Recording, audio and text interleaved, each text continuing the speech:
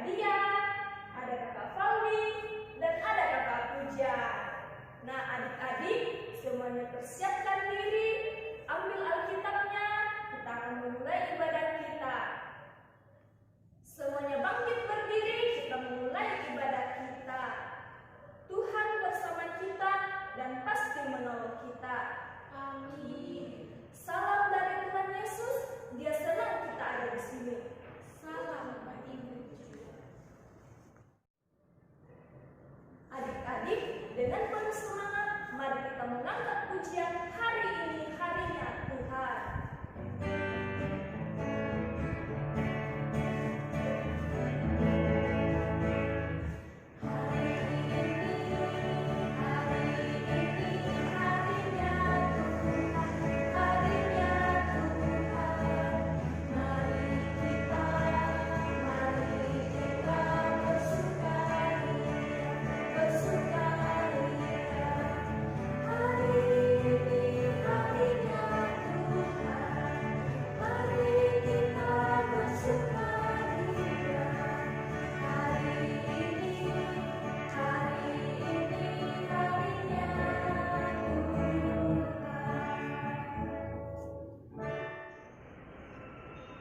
Adik-adik, kakak mau bertanya, apa saja yang adik-adik lakukan selama seminggu ini? Tentu banyak yang adik-adik lakukan, terutama belajar di rumah. Nah, adik-adik, bagaimana perasaannya saat belajar di rumah? Wah, tentu semuanya senang. Tapi ada juga yang tidak senangnya karena tidak bisa berkumpul bersama teman-temannya di sekolah, tidak bisa bertemu dengan bapak ibu gurunya di sekolah. Tapi adik-adik tidak boleh sedih, kita tetap bersyukur karena kita masih bisa belajar di rumah walaupun hanya di rumah. Nah, adik-adik, walaupun kita hanya belajar di rumah, kita tetap bersyukur, kita tetap semangat karena Tuhan pasti ada bersama kita. Bersyukur kepada Tuhan.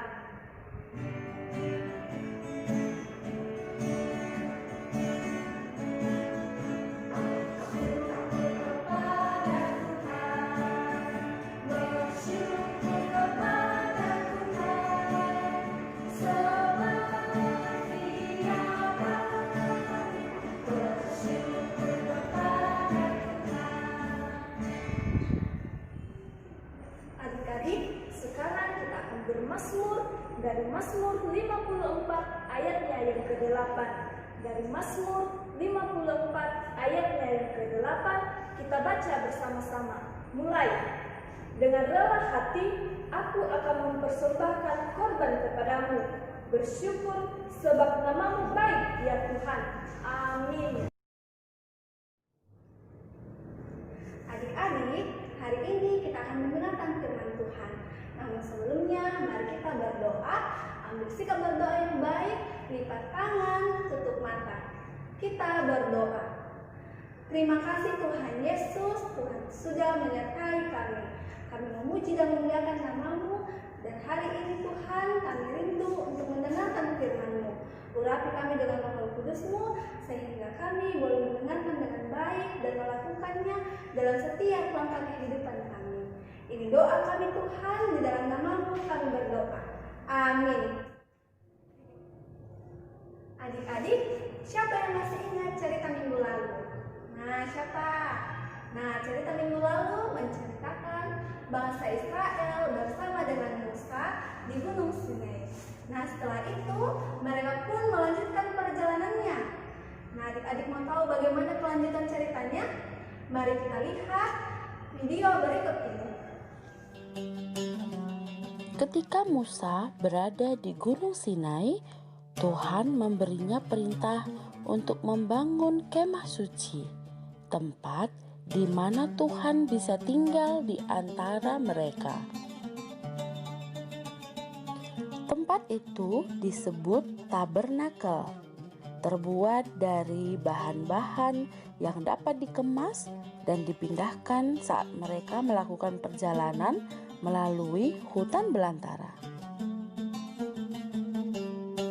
Logam mahal, kayu halus, kulit kain yang bagus, benang berwarna, kayu, dan batu permata akan dibutuhkan untuk membuat kemah suci.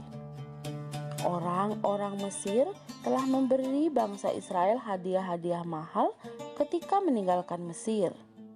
Tetapi, apakah mereka mau memberikannya kepada Tuhan untuk membangun kemah suci? Ketika Musa turun dari Gunung Sinai, Musa memberitahu kepada semua orang bahwa Tuhan ingin mereka rela memberikan hadiah yang mereka terima untuk membangun kemah suci. Musa memberitahu bahwa mereka membutuhkan logam dan batu mulia, juga kayu akasia yang kuat, linen, dan kain untuk membangun kemah suci. Untuk itu dibutuhkan juga pekerja terampil untuk mengerjakannya. Setiap pagi, orang-orang Israel dengan sukarela datang dan memberikan hadiah mereka untuk membuat kemah suci. Mereka membawa perhiasan dan benda-benda yang terbuat dari emas, perak, dan perunggu. Kulit domba jantan, berbagai bahan kulit yang bagus, dan kayu akasia juga dibutuhkan di sana. Orang-orang Israel senang memberikan apa yang mereka miliki: linen halus, bulu kambing, dan benang yang mahal berwarna biru, ungu, dan merah tua. Yang lain lagi memberikan minyak zaitun, rempah-rempah, atau batu-batu berharga. Tuhan telah memberitahu Musa bahwa Bezalel dan Aholiab, dua pengrajin baik, harus ditugaskan untuk pekerjaan itu. Mereka dipenuhi dengan Roh Allah untuk mengerjakan semuanya. Keterampilan mereka sangat dibutuhkan. Pekerja terampil yang lain bergabung dengan mereka untuk membuat segala sesuatu yang telah ditentukan oleh Tuhan. Setiap pagi, orang-orang terus berdatangan untuk membawa hadiah mereka. Segera mereka mendapatkan lebih dari yang mereka butuhkan, dan Musa akhirnya menyuruh mereka untuk berhenti memberi karena semuanya telah cukup. Dan mereka pun mulai mengerjakan pembangunan kemah suci sesuai dengan aturan-aturan yang sudah Tuhan tetapkan. Tabernakel harus dibagi menjadi dua ruangan yang dipisahkan oleh tabir tebal dari kain halus yang disulam dengan gambar-gambar malaikat berwarna biru, ungu, dan merah tua. Hanya para imam saja yang diizinkan untuk memasuki tempat suci.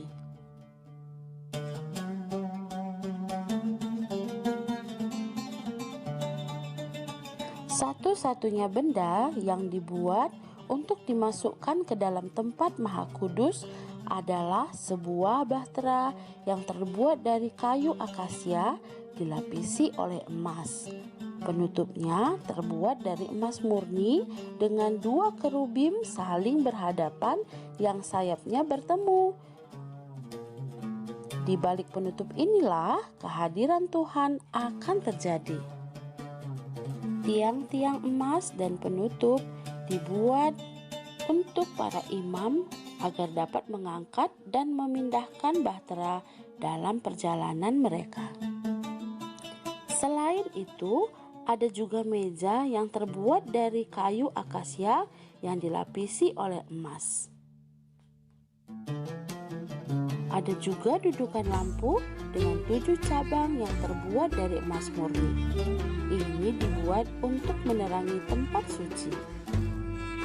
Di sana ada altar emas untuk membakar dupa. Ada juga sebuah baskom besar yang terbuat dari perunggu.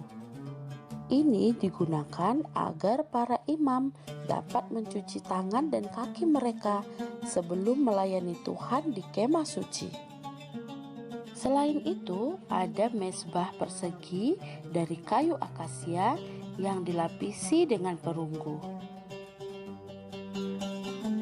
Pakaian khusus dibuat untuk imam besar Harun.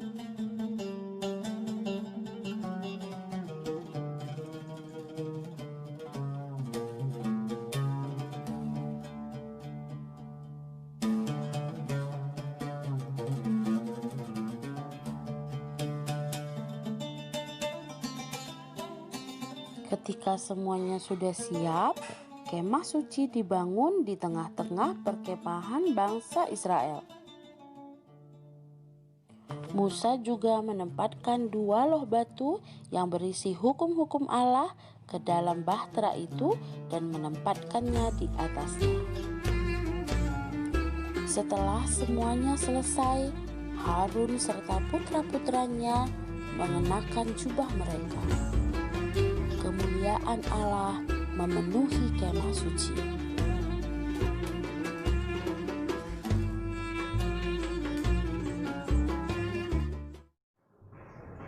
Nah, adik-adik, dari video tersebut bangsa Israel membuat kemah suci atau tempat beribadah untuk memberikan persembahan. Nah, mereka sangat senang, mereka sangat gembira, mereka sangat bersuka cita boleh melakukan setiap perintah Tuhan. Wah, mereka membuat kemah suci itu selalu mengandalkan Tuhan dalam kehidupannya. Adik-adik, kita belajar hari ini, mari kita mengandalkan hidup kita kepada Tuhan dalam setiap aktivitas yang kita lakukan, baik itu belajar, bermain, atau membantu orang tua. Dan kita harus juga senantiasa bersyukur kepada Tuhan. Apa yang ada yang kita miliki, mari kita persembahkan hanya untuk kepada Tuhan. Nah, demikian firman Tuhan. Amin. Judul cerita kita membuat kemah suci. Nah, terambil dari Keluaran pasal 35 sampai yang pasal ke-40. Keluaran pasal 35 sampai pasal yang ke-40. Adik-adik, mari kita buka Alkitab kita pada pasal 39 ayat yang ke-32. Ayo, sama-sama kita akan bersama membaca dari Keluaran 39 ayat yang ke-32. Pekerjaan itu diterima baik oleh Musa. Demikianlah diselesaikan segala pekerjaan melengkapi kemah suci, yakni kemah pertemuan itu. Orang Israel telah melakukan tepat seperti yang diperintahkan Tuhan kepada Musa. Demikianlah mereka melakukannya. Amin, firman Tuhan. Adik-adik, hari ini kita akan berdoa Bapa kami. Semuanya lipat tangan, tutup mata, ambil sikap berdoa yang baik ya. Mari kita berdoa. Bapa kami yang di surga, dikuduskanlah nama-Mu, datanglah kerajaan-Mu, jadilah kehendak-Mu di bumi seperti di surga. Berikanlah kami pada hari ini makanan kami yang secukupnya, dan ampunilah akan kesalahan kami, seperti kami juga mengampuni orang yang bersalah kepada kami. Dan janganlah membawa kami ke dalam pencobaan, tetapi lepaskanlah kami daripada yang jahat. Karena Engkau yang punya kerajaan dan kuasa dan kemuliaan sampai selama-lamanya. Amin. Adik-adik, sungguh indah firman Tuhan yang telah kita dengarkan. Mari kita meresponnya dengan mengangkat pujian, sudahkah yang terbaik berikan kepada Yesus Tuhanku.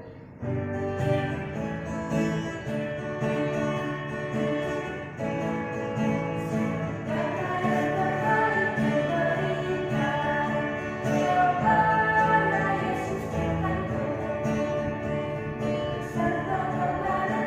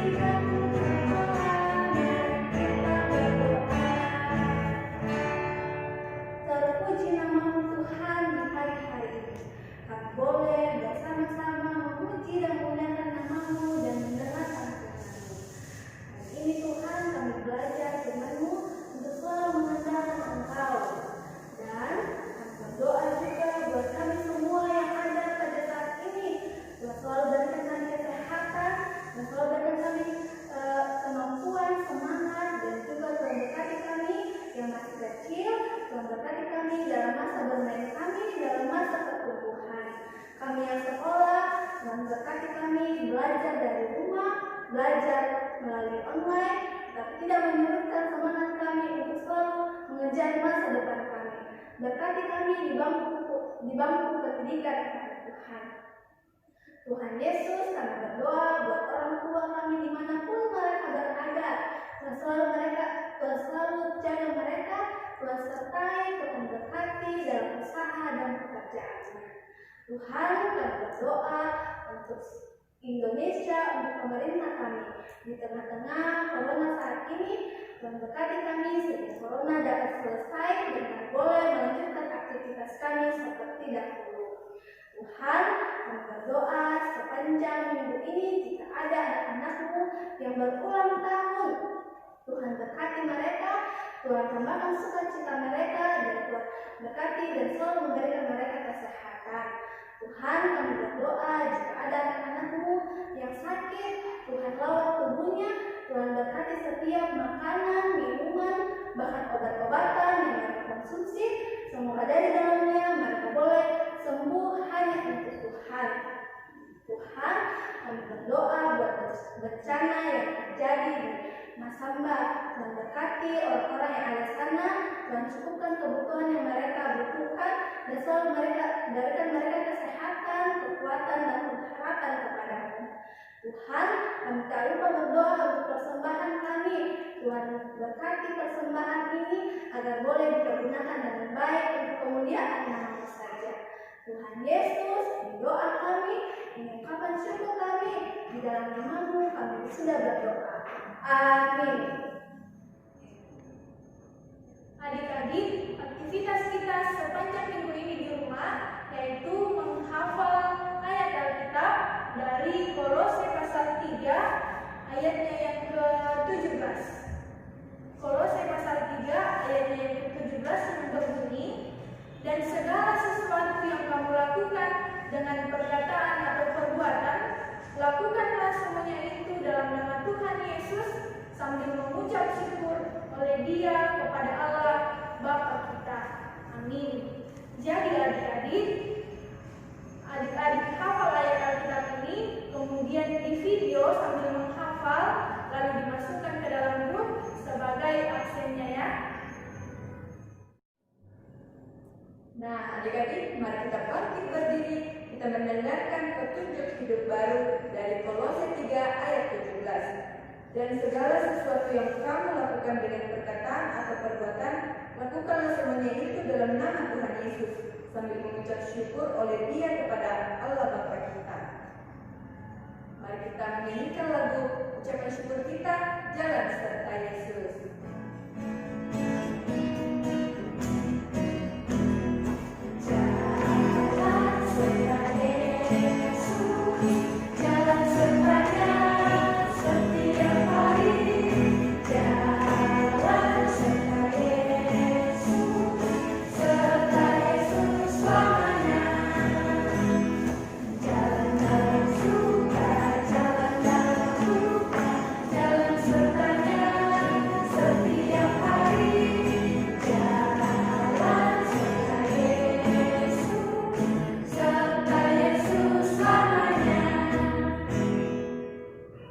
Mari kita terima berkat Tuhan.